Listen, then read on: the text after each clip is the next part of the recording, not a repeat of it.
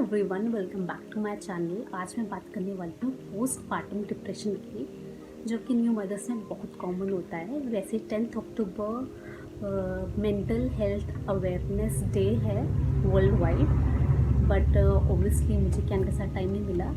तो वैसे तो मेंटल हेल्थ के बारे में हम कभी भी डिस्कस कर सकते हैं, and it is so much there, और जो कि हम रियलाइज़ नहीं करते। एटलीस्ट डिस्कस करने का हमको ये मौका मिलता है, वरना हम मेंटल हेल्थ को इतनी इम्पोर्टेंस देते ही नहीं हैं। अगर हमारी पोस्टपार्टम हमको डिप्रेशन है, हमको वो पता भी नहीं होता है कि हम actually we are going through that particular problem है कोई हमें, या हमको कुछ इशू है।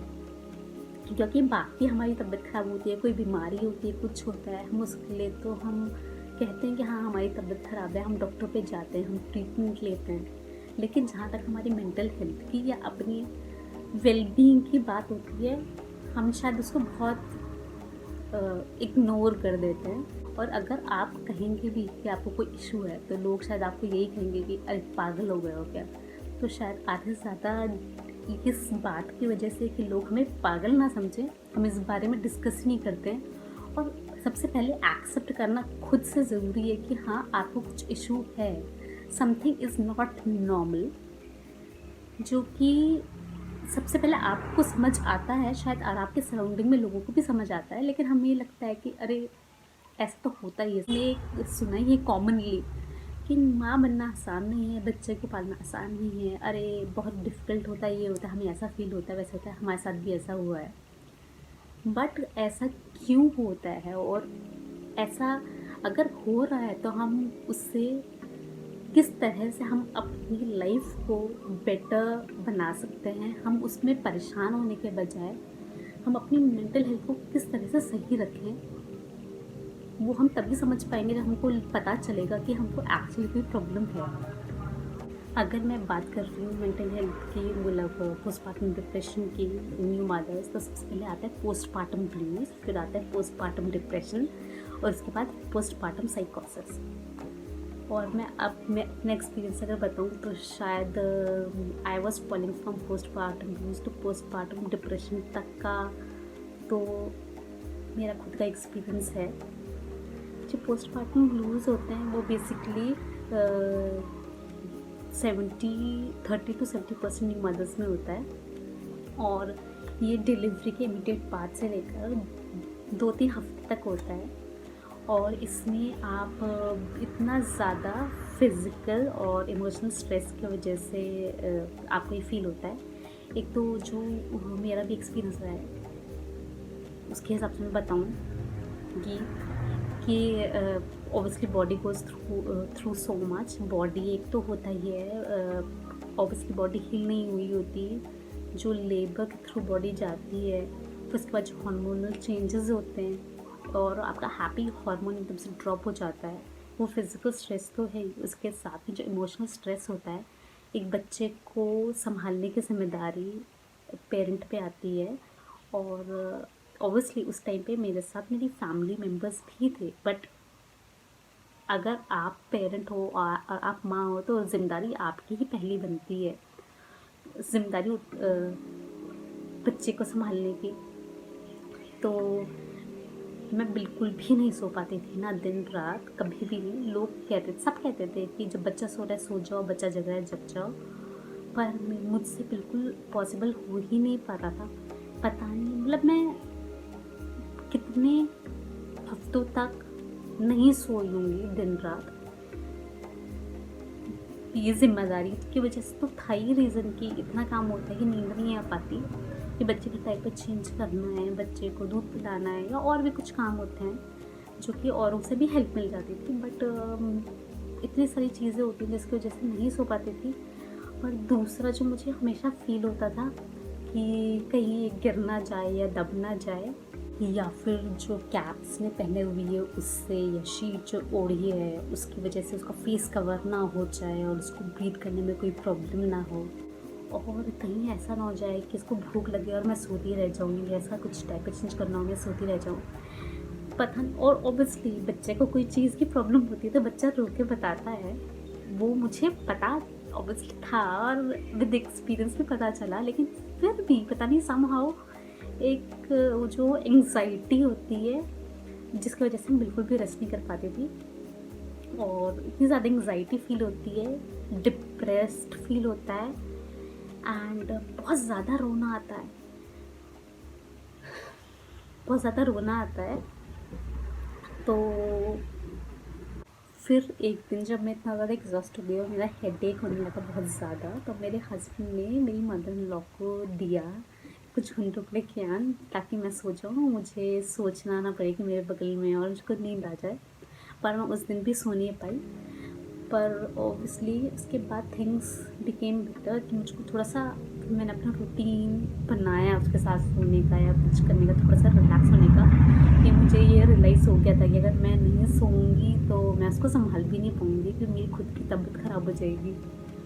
पोस्टपार्टम डिप्रेशन बेबी डिलीवर होने के बाद से 6 हफ्ते तक या फिर 2-3 महीने तक हो सकता है, जिसमें आपको बहुत ज़्यादा थकान, नेगेटिव फीलिंग, या फिर आपको अपनी लाइफ में इंटरेस्ट या डे टू डे लाइफ चीज़ों में इंटरेस्ट या बच्चे में इंटरेस्ट जब ना हो, तो इसको पोस्टपार्टम डिप्रेशन कह सकते हैं। बच्चे की जिम्मेदारी उठाना और वो ऑब्वियसली फिजिकल स्ट्रेस और इमोशनल, और बच्चे को संभालना, वो ब्रेस्ट फीड करना, और वो सब इतने सारे काम के बीच में आप बहुत ज़्यादा स्ट्रेन आउट हो जाते हैं और आपको किसी को मिलने का भी मन नहीं करता। मुझे पर्सनली जो, अगर मैं कहूँ, मुझे जो होता था, मुझे किसी से बात करने का, किसी से मिलने का मन नहीं करता था, क्योंकि मैं इतना ज़्यादा एग्जॉस्ट हो जाती थी, थक जाती थी। लोगों के बीच में भी बहुत ज़्यादा अकेला फील होता है होते हुए, और बहुत ज़्यादा लोनली फील करता है, क्योंकि लगता है कि आपकी सिचुएशन को कोई समझ नहीं रहा है और आप बहुत अकेले हो। मुझे अपना एक बार का इंसिडेंट बहुत अच्छे से याद है कि मैं इतना ज़्यादा थक गई थी और मुझको लगने लगा था कि मेरी तबीयत ख़राब हो रही है और मैं रोने लग गई थी। तो मैंने रोते रोते अपनी नानी को कहा कि मेरी शायद तबीयत ख़राब हो रही है और मुझे इतनी ज़्यादा चिंता हो रही है कि अगर मुझे कुछ हो गया तो कियान का ख्याल कौन रखेगा।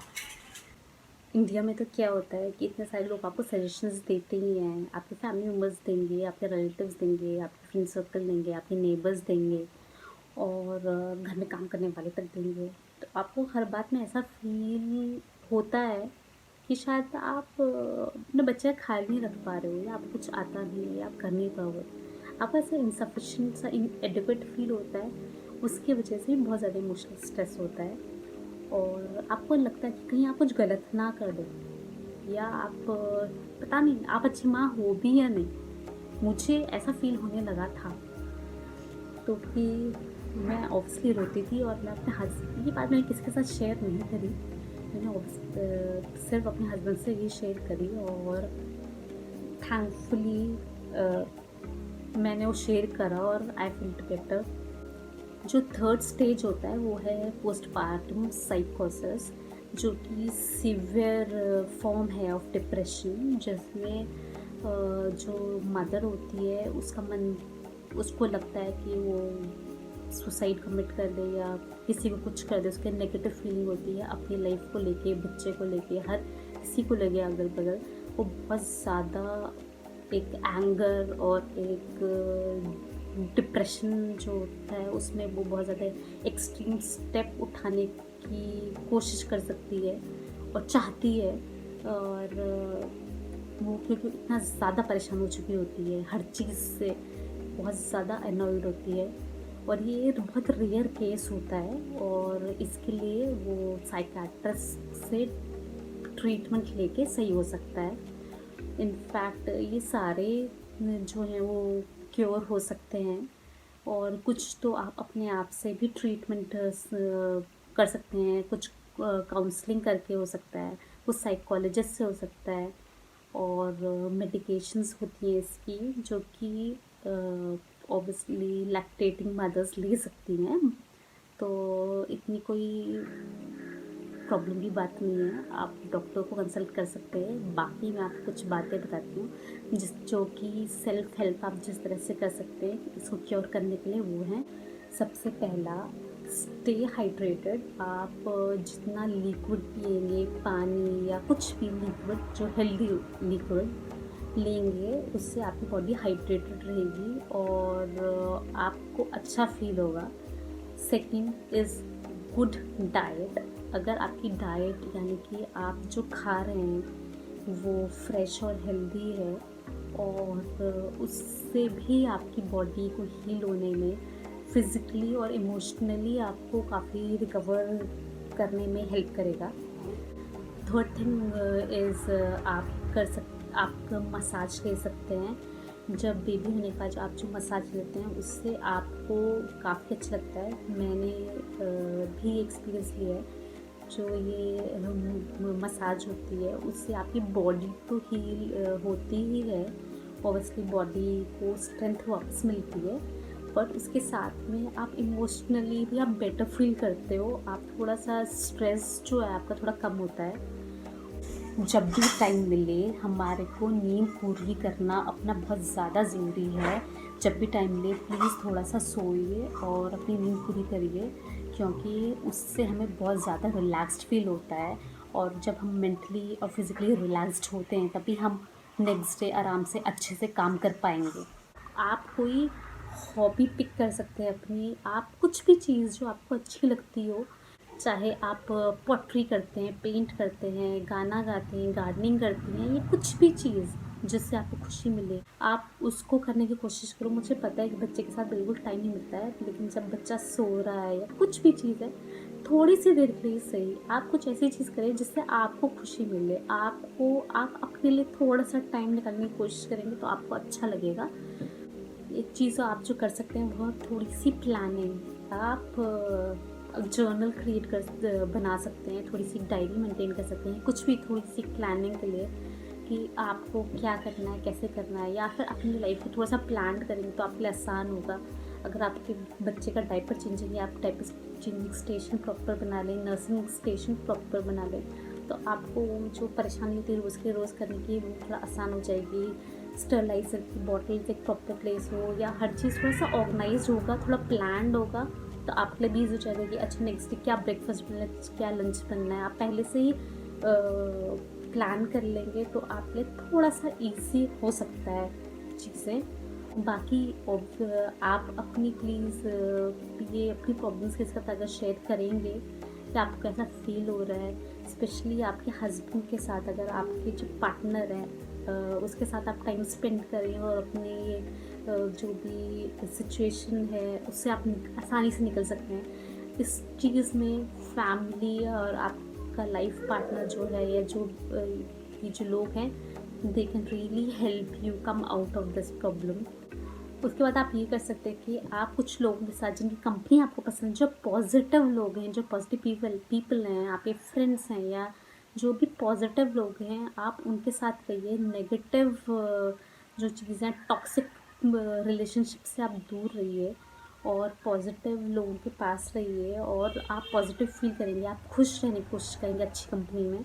आप ये भी कर सकते हैं कि आप सेम जो कुछ ग्रुप ज्वाइन कर सकते हैं जहाँ पे और भी मदर्स आपके बच्चे की एज ग्रुप की हों, तो आप उनके साथ टाइम स्पेंड करके, क्योंकि उनके भी सिमिलर प्रॉब्लम्स होंगी, और तो वो डिस्कस करके आप शायद अपनी प्रॉब्लम्स का सोल्यूशन निकाल सकते हैं, और आपको उतना ये डिप्रेस्ड फील नहीं होगा और आप इस डिप्रेशन से बाहर आ सकते हैं।